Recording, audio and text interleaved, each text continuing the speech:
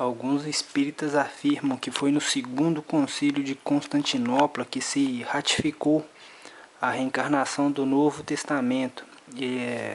Eles afirmam isso para poder validar seu argumento que o Novo Testamento foi alterado, por isso não se encontra reencarnação lá. Eu vou pegar um dos livros aqui do Dr. Brian Weiss, Muitas Vidas, Muitos Mestres, onde ele faz essa afirmação. Durante a semana reli o livro do curso de religiões comparadas que frequentei no primeiro ano da Universidade da Colômbia. Havia de fato referências à reencarnação no Antigo e no Novo Testamento. Em 325 d.C., o imperador romano Constantino o Grande e sua mãe Helena suprimiram as referências que estavam contidas no Novo Testamento. O segundo concílio de Constantinopla, reunido em 553, validou esse ato, declarando herético o conceito de reencarnação. Aparentemente, ele enfraqueceria o poder crescente da Igreja, dando aos homens tempo demais para buscarem a salvação. Esse argumento aqui ele é muito usado por alguns espíritas, porém ele não é verdadeiro.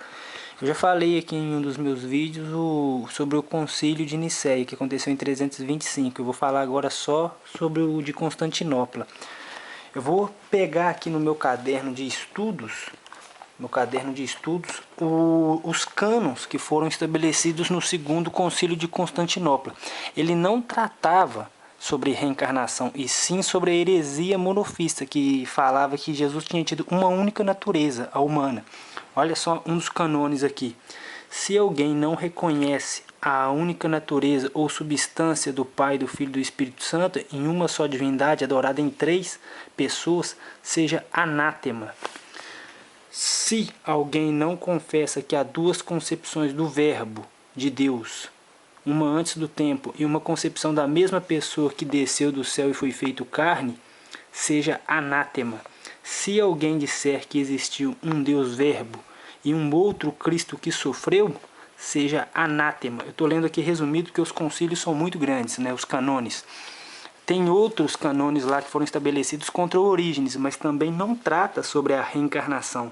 Trata sobre a pré-existência das almas. Esses aqui são uns dos canones estabelecidos contra Orígenes. Se alguém disser ou julgar que as almas humanas existiam anteriormente como espíritos ou poderes, seja anátema.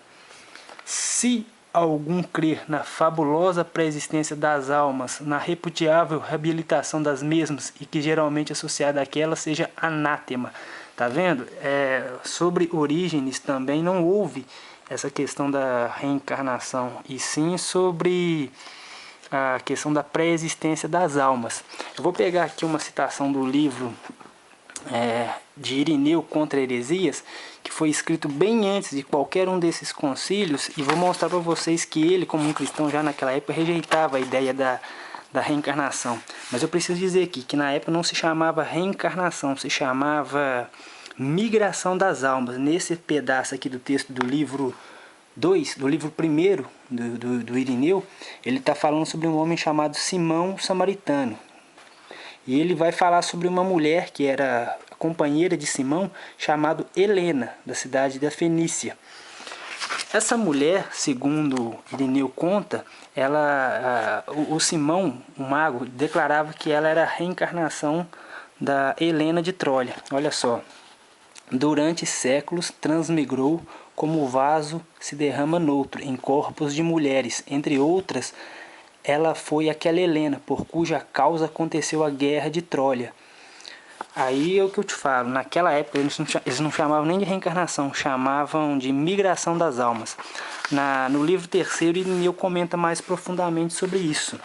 Na parte...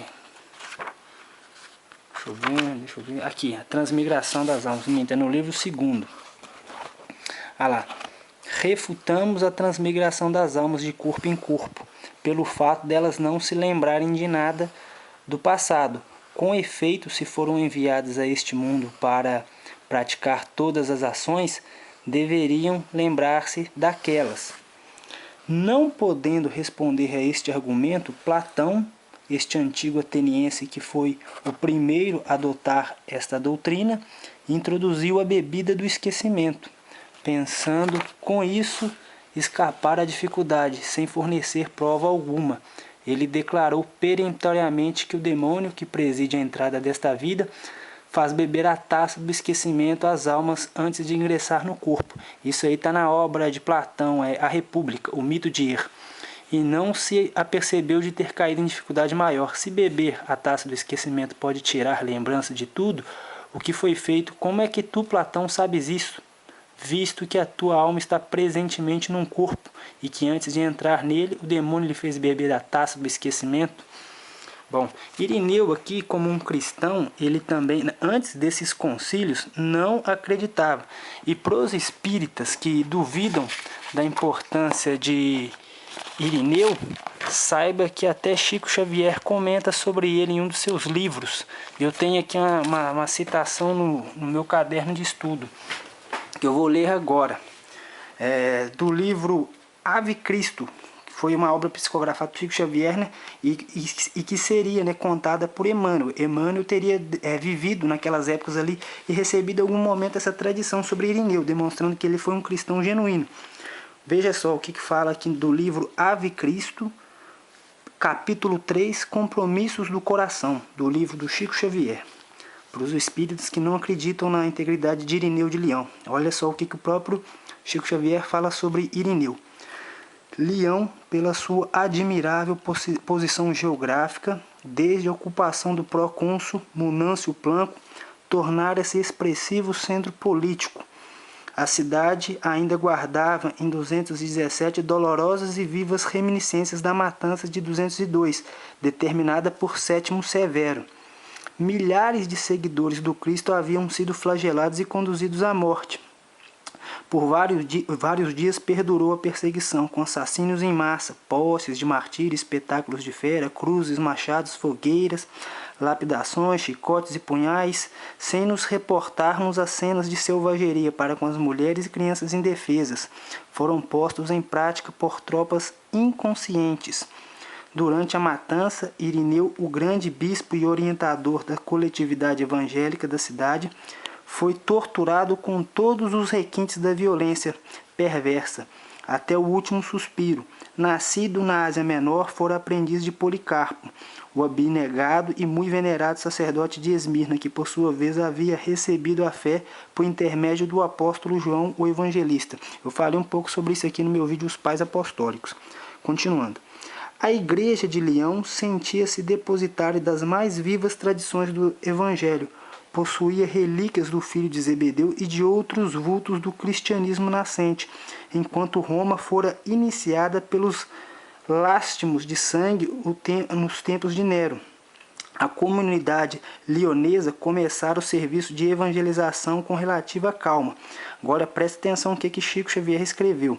Irineu dedicara-se às minuciosas observações, no caso que está escrito nesse livro aqui. Minuciosas observações das escrituras, manejando o grego e o latim com grande maestria. Escreveu expressivos trabalhos refutando os adversários da Boa Nova, preservando as tradições apostólicas e orientando diversos serviços da edificação cristã. Dificilmente, à distância dos séculos, poderá alguém perceber com exatidão a sublimidade do cristianismo primitivo. Chico Xavier foi muito coerente. Até hoje, das obras que eu li sobre o cristianismo primitivo, psicografadas por Chico Xavier, eu não encontrei erro. Por exemplo, essa obra aqui dele, Paulo Estevão, eu vou falar sobre ela mais para frente. Você nota que essa obra foi psicografada por Chico Xavier e em nenhum momento você vê a afirmativa que os cristãos pregaram reencarnação. Pelo contrário, o movimento cristão se baseou só em Jesus. O movimento cristão pregava apenas Cristo Jesus, e isso aqui é demonstrado na obra espírita de Chico Xavier.